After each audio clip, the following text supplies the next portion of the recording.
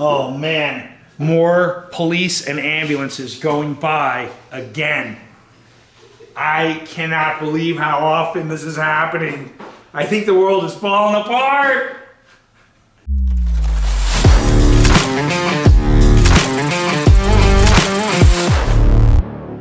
Hi folks, I'm Silver Dave. It just never gets boring. Things just keep staying funny and exciting. And it's sort of funny in a kind of funny, tragic comedy kind of way.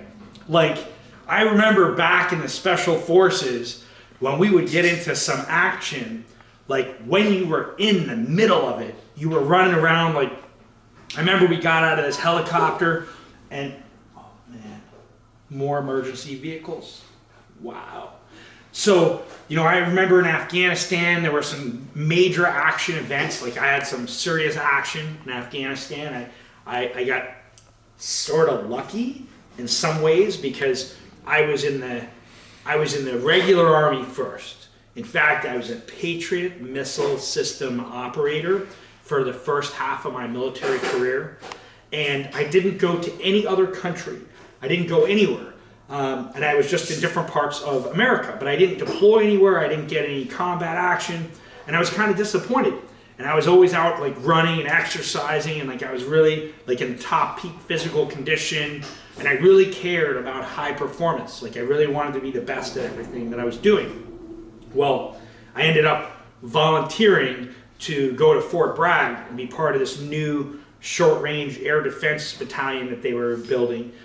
And so I went there, and when I went there, I also decided I was going to buy a house. And I bought a house, and what? There's more fire trucks and ambulances and police. Oh man. Ooh, I hope you have some silver and little pieces for barters and trades. Okay, I'm trying to tell you a story. Can everyone out there stop like falling downstairs or crashing into people for 2 minutes? Oh my gosh. Whoa, there's more. Dave, what's going on out there? I don't know. I don't know what's happening. We apparently just saw like multiple fire trucks, multiple ambulances, and multiple police cars go by very fast, lights and sirens. Let's head out. Let's head out and check it out. Okay. Wait, I think I hear more coming. Oh my goodness. Oh man.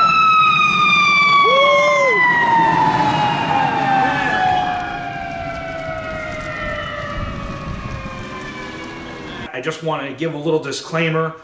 Our mint crew is in the back right now, and they are packaging and counting silver items. So if you hear clicking and snapping and stuff like that, noises, don't worry, that's normal. These guys are hard at work, doing a great job.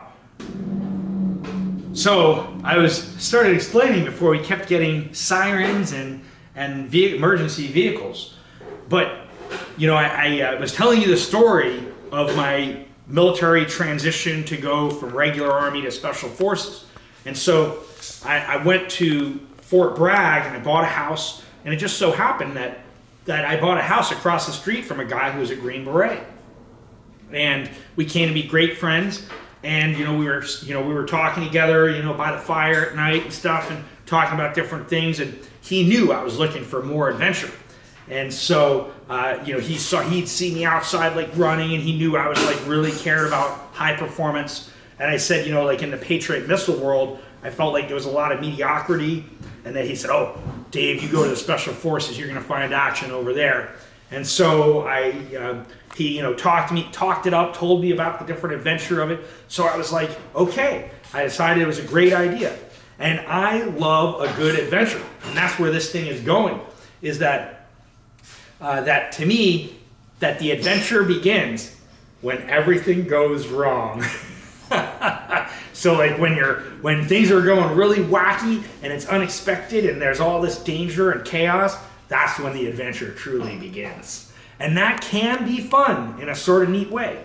and that, I went to, after, my neighbor talked me into it, I tried out for Special Forces, I got selected, I went to the Q course, which is like 2.5 years of training where you learn small unit tactics, unconventional warfare, you learn a second language, you learn survival, evasion, resistance, escape, interrogation, resistance training, all kinds of different stuff. And in my case, I became an 18 Charlie, which is a Special Forces engineer. So my specific specialty, in addition to all those special skills, was demolition and explosives. Well, then after the 2.5 years of training, I went to a Special Forces team, and here I am now, 6 years into the Army. Hadn't gone anywhere, any countries, and now I go to about 14 different countries in under 3 years. And so there was a lot of adventure there. But also that in Afghanistan, I remember there were a bunch of times where we got in these different battles. And one time, for example, we went to this, I can't say the names of the location, and some of that stuff is I can't talk about, but that we went to this one place, and while the helicopter was going lower and down onto the ground, before the helicopter even touched the ground, we heard all of a sudden the minigun and the 240 Bravo start rocking in the bird, and we're like, whoa, and then out the windows I can see all this streaks going by, and we were 30 seconds off landing on the ground to our drop-off site. And so, all of a sudden all the guns are going off, and we hear like 30 seconds, and everything's going crazy, and then the helicopter touches the ground, and we're like, bump, and all these shots are going back and forth, the back door's open, out the back door, it's like Star Wars, streaks going by, and we go out the back door, and we're in this open field. We're in an open field, and we're getting shot at by guys in fortified fighting positions, which I later got to see those fighting positions firsthand after we, maneuvered through them. So we were getting shot at, and it was just really wild, and it was just a crazy experience. And actually, just a funny war story, because afterwards you can laugh about this stuff.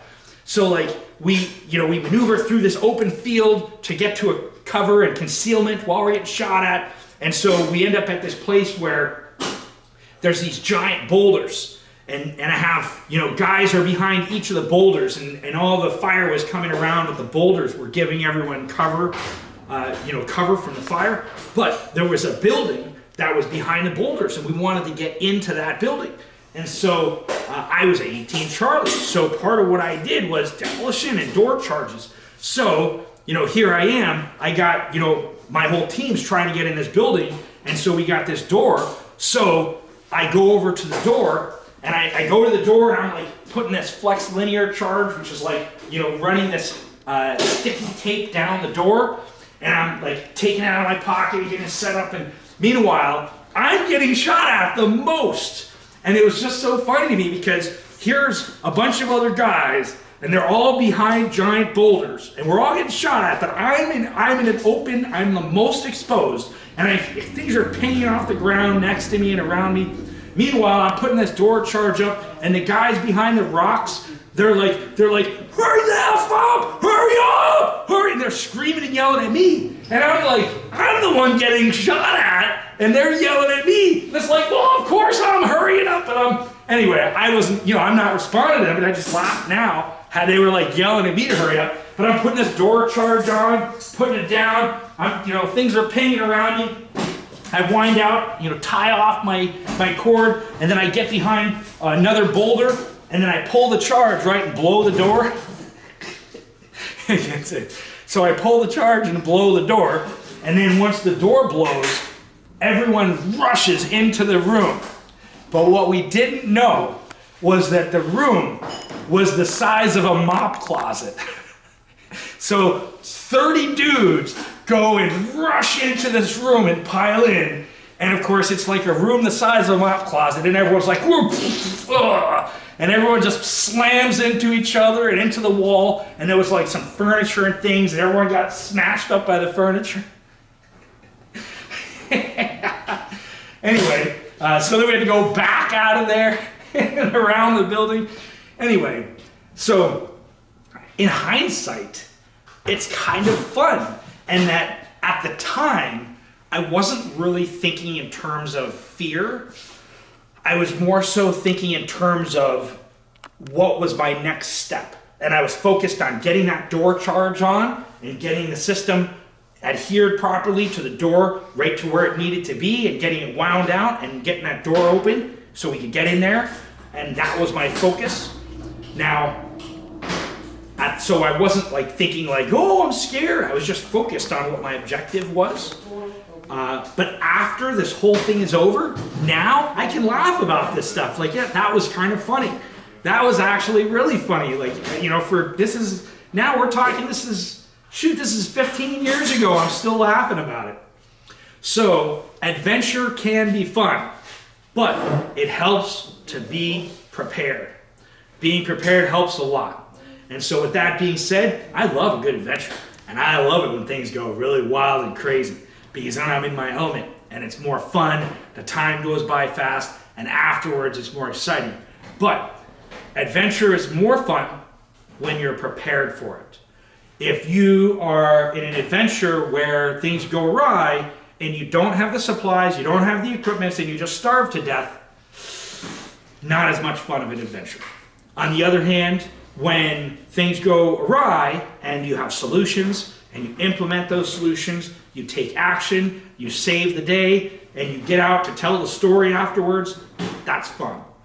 And so that's where being prepared. And that you probably know I was an Eagle Scout as well as Special Forces, and being prepared, the motto of the Boy Scouts, be prepared. So I really like that. And so in this video, I just was going to take a few minutes to just, maybe we should even walk around a little so you know you're not too bored that you'd be like, oh, but I want to see more silver and gold, Dave. Oh, there it is. Oh, yeah. So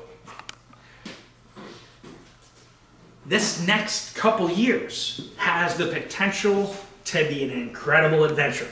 And the question is, are you here, like, are you getting ready to ride this thing? Or are you getting ready to dive this thing? And so, what are the things you can do? Well, one, I'm just going to throw out different ways you could prepare or unprepare for this. One option is you could say, there's no way anything's going to change. Everything's going to be fine.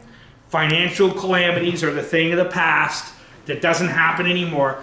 Even though it's happened like every 50 years in every country for like thousands of years back. But it's done now. You know, now we have the Constitution that they obviously follow and all that stuff. So we don't need to worry about that. So you could take that approach, which is, I don't need to worry about this stuff. Everything's going to be fine forever. My kids will always be fine. I don't need to worry about, preparation.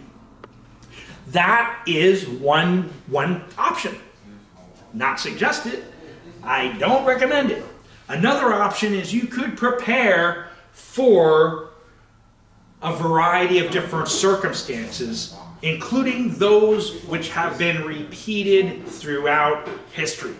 Financial calamities happen in every country almost every 50 years. But America has gone over 100 years with the Federal Reserve System without any major calamities for about 100 years. Now, sounds like somebody's due for an issue. And so, maybe I'm wrong, but my data, research, and statistical analysis, historical analysis, research, and premonitions tell me that things are getting hot. And if you saw already today, just filming this video, we had multiple ambulances and fire trucks and police go by. Well, it seems to me that things are getting hot. So, what are some things you could do in order to prepare, besides just sticking your head in the dirt like an ostrich and saying, everything's fine, I don't need to do anything? Well, a lot of people are taking that approach. And that if you don't take that approach and you take a better approach, you could be in a better circumstance than that. And so, what are the things that you could do? Well, you could think about basic prepper stuff like water, food, gear, silver, fractional silver for barters and trades. Note, bullion silver is kind of like an investment tool, but barter silver is a prepper tool. Barter silver is how you're going to buy basic essentials. If your goal is to gain dollars and you're trying to get a dollar gain, then this product is not necessarily the product for that. This product is not meant to be sold for dollars after it's initially purchased. Though it can be. You can sell it for dollars. We always buy it or sell it. You can sell it to any dealer around the country. Anyone's going to buy it. It's pure silver. But to get the most value out of this barter silver is to spend it on goods and services. And so if you're looking to gain dollars, well, you can buy 10-ounce bars and that sort of thing. However, you may still not want to gain dollars because the dollars are going to inflate and the purchasing power is going to go down faster and faster and faster till it's going so fast that the next day you're down 50% in purchasing power. So I love stacking silver as a dollar inflation hedge, but I like it a lot better with the concept of thinking in terms of spending the silver directly for the things you want. Like you want to buy land. Well, you're going to use your 100-ounce or your 10-ounce bars. You're going to buy a truck. You're going to use your 10-ounce bars or a 100-ounce bar. You're going to buy a rifle, 10-ounce bars. Pistol, ammunition, 1-ounce rounds. But if you want basic essentials like a dozen eggs or a basket of vegetables or some bread from your local bread guy, that's the point of 1/10 ounce silver. So what? You're going to pay 30%, you're going to pay about 20% more than, say, Buffalo's, and maybe you'll pay a 30% premium on the high end if you buy from, a dealer expensive, 30% premium on your 1/10, but you're going to save 90% every time you spend it. Do that math. The question is, are you short-sighted or are you long-sighted? Are you focused on what you're paying when you buy your silver, or are you focused on what you're paying when you buy the stuff that you pay for with silver? And if you're only thinking in terms of one side of that equation, well, you're probably not going to do as well mathematically. It's good to look at both. I think people should have about 10 to 20% of their stack in little pieces for barters and trades. And then about 80% or so in either bullion and or other types of silver, some rare coins and some unique things that might sort of spruce up your stack as well. So those are some of the things I think about. And water, food, supplies, network, community, local farm. Where are you going to spend your silver? Who is paying attention to this and who isn't? You got to connect with your local community. And I hope you're going to do it really soon, because this thing is unraveling fast. And that you could tell yourself that this is never going to happen. There's not going to be a problem. It's going to just keep going on. They can keep on printing more money and increasing the national debt, and the interest on the debt can surpass everything. It's already surpassed the national defense budget. That alone just tells us that the Congress and the politicians are absolutely crazy. They don't care about us at all, and they have no future concerns. They're literally only thinking in terms of how much bribes to pass bills that they don't read can they get now. But anyway, to just basically in conclusion, I hope you're thinking about being the most prepared person you know. I want you to be the leader of the future resistance in your area. I want you to be able to restart the economy where you live. And if you're a guy who said, say for example, you're a stacker and maybe you have 1,000 ounces of silver and 100 ounces of it is in 1/10 ounce silver, that's 1,000 pieces of silver. And that's gonna help you restart the economy where you live. And you're gonna have a better ability to buy stuff than anyone else. And if you have 1 ounce or 10 ounce bars, you're gonna either have to overpay tremendously for everything, or you're gonna have to buy an enormous amount of everything, or you are going to have, I mean, basically it's those things. I don't see the guy at the local farmer's market who has like, 10 loaves of bread to sell, and you've got a 10 ounce silver bar, which say at that time is worth like $2,000. And you're like, oh, I want to give you this 10 ounce silver bar for your 10 loaves of bread. And I'd like it if you could give me 99 1/10 ounce silver pieces back as change, or 9.9 ounces back. And he's like, he doesn't have any silver. He's like, he'd love to take that silver bar. He'd love you to trade him something he could use. But he doesn't have any change for that. And even if he has change for it, he's not giving you all his change. The change is more useful. $1,000 bills when you're in Mexico aren't that good. Like, go to the kids selling chiclets, and then the kids are like, oh, $1 chiclets, and you've got a $10,000 bill. You think that kid's gonna be like, oh, let me give you $9,999 change? No, he's gonna take your $10,000 bills, throw every chiclet he has at you, and run away. Be like, oh, here, thank you, and he's gonna run away. So having that divisibility is a prepper tool. And I hope you're gonna enforce that on yourself. So I don't wanna go on and on about the prepping. Basically, I don't wanna be dismal. Part of my message is that you wanna be prepared. Not to say that you should be living in fear, rather instead, if you're worried, take action to prepare yourself. And then when you're prepared, you should be feeling more able to relax, because now you don't have to worry, you've prepared. And then you can visualize things going in a wonderful way. And if you visualize, nice motorcycle going by, if you visualize things going in a wonderful way and you're prepared for it, then you may attract that scenario. And so things could be really great. This next few years doesn't have to be bad. Now, if you're not prepared for it, it probably will be. But if you're prepared and you're stacking silver and you also have your little pieces for barters and trades, then you're probably gonna do very well. And hopefully you'll come to my party. Do we have any questions from the audience? Oh, you, sir. So, Ben Bernanke said, we'll never have a Great Depression ever again. Are you saying that you don't trust and believe Ben Bernanke, former chairman of the Federal Reserve? Ben Bernanke is a politician.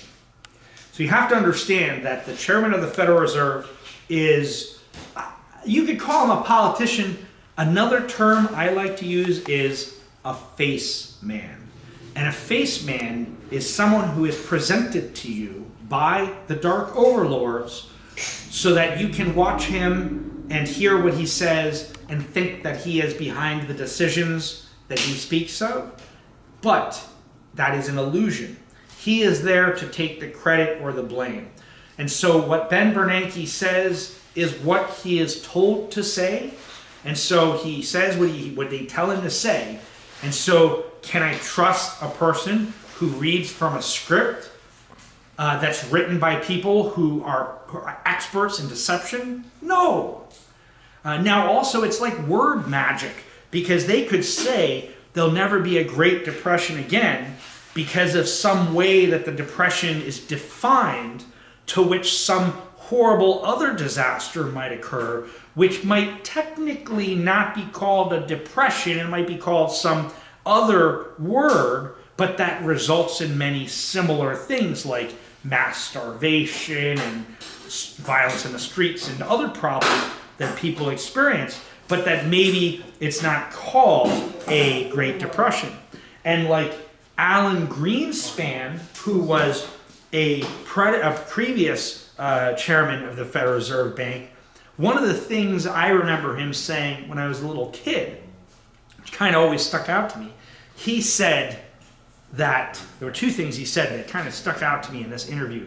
And one of them was he said that the Federal Reserve makes decisions that no government agency or government official can override, and that the Federal Reserve has the authority to make decisions, and that no government agency has the ability to, I'm butchering the quote, but he basically said, that the second quote, I'll do it better, but he basically said that the Federal Reserve has the ability to make decisions that supersede that of government agencies or officials. They have power that cannot be overridden by the president or the vice president or the corrupt con men of Congress, or con women, excuse me. I don't want to be, not, fair and inclusive.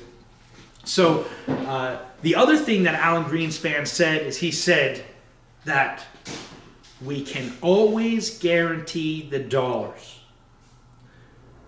just that we cannot guarantee the purchasing power of the dollars. And so what he means by that is that they can produce and supply any amount of dollars. They will not ever run out of dollars because they can digitally create them or print them. So they can always do that. But so they can guarantee the supply of dollars. What they can't guarantee is the purchasing power of the dollars. And that was one of the most true statements I've ever heard a face man or politician say. So they can print as many of them as they need to, digitally or physically. They just can't guarantee how good it's going to work. And the more of them they produce, the less good it works. Kind of standard economics. So, does that answer your question? Yes. Also, I just want to say the fire truck drove by the other direction to go back to the firehouse. And while you're talking about the 1/10 ounce fractional silver, they beeped. So they probably saw us filming out there earlier, and they just wanted to beep as they drove back. That's funny. Well, on that subject, there's been a few different times where I was out front, just closing up the store, or bringing the street signs in that we put out there when we're open, and literally multiple times, cars, trucks, even the other day this big farmer truck drives by, and I'm putting the signs in, and he honks his horn really loud, and he yells at me, he's like, "Stack it up!" And I was like, "Yeah!" And it's just so funny, literally cars and trucks drive by here, and they yell, "Stack it up" at us. It's pretty good. So anyway, stack it up, definitely stack it up, and don't forget, stack it up. That's basically what I have to say, but not just silver, also, supplies, steel, brass, lead, if you know what I mean. Maybe some water and some food and a plan, an emergency backup plan, that kind of stuff. And of course, silver, big pieces of silver for your dollar inflation hedge, and little pieces of silver for your barter and trades.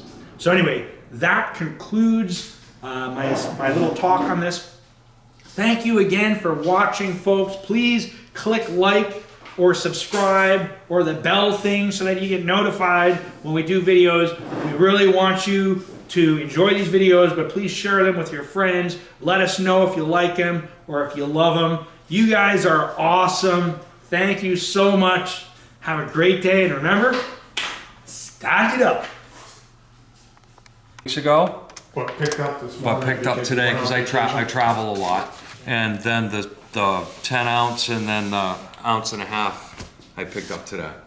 Yeah, Yeah, I'm actually here to pick up. I'm actually here to pick up a little bit more. The jar has to be full The polar bear one. Oh, yeah. by the end of my day. That weighs on my bathroom scale Yeah, that's just 14.4 pounds. Let's just see. Maybe it's That is beautiful. Mind if I take a picture? You could take a picture of that all day long, my man.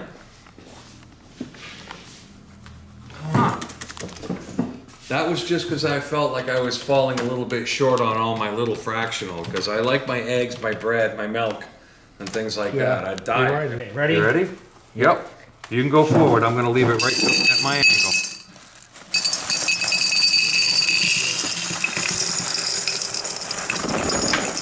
Oh, not bad for one day's haul, huh? Christmas!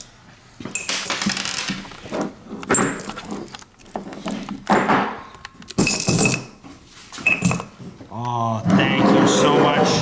Chunka, chunka. This is the nicest gift that anyone has ever given me. I cannot believe. I'm so super glad that this excites you. That's a dream come true. This is right there. amazing that you would give this to me as a gift, as a special thanks. That is truly amazing. What a great person. You're all right. Thank you so man. much. Dave, Excuse the me, guys. silver I'm stacker. gonna need to go to the bathroom for about 8 minutes by myself. Now, oh, and take a look at the shirt that he's wearing. That's a funny shirt. Where did you get that shirt? From Luke Ruendowski.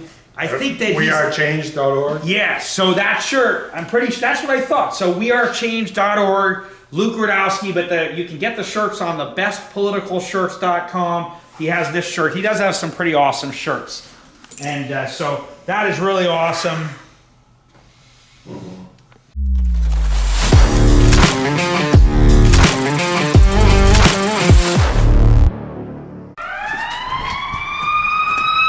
Oh, man.